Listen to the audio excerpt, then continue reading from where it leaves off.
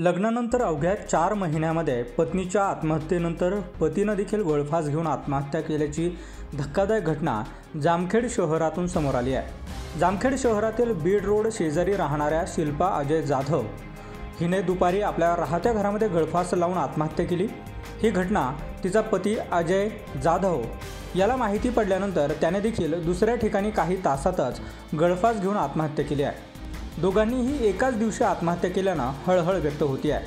अजय आणि शिल्पा या दोघांचा नुकताच 4 महिन्यांपूर्वी मोठ्या थाटामध्ये विवाह सोहळा संपन्न झाला होता। आज शिल्पा जाधव हिने बीड रोड जवळील आदित्य गार्डन शेजारी राहत असलेल्या घरी दुपारी गळफास घेऊन आत्महत्या केली।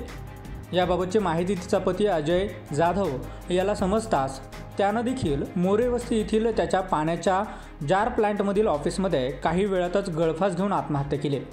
पती पत्नी यांनी आत्महत्या का केली याबाबत अद्याप काही समजू शकलेलं नाही।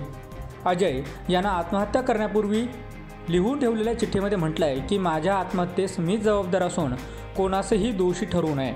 यानंतर दोघांचेही मृतदेह शवविच्छेदनासाठी जामखेड ग्रामीण रुग्णालयामध्ये दाखल करण्यात आले असून या प्रकरणी मयताचा भाऊ अभिषेक जाधव यानं जामखेड पोलीस ठाण्यामध्ये खबर दिली आहे। पुढील तपास पोलीस करतायत।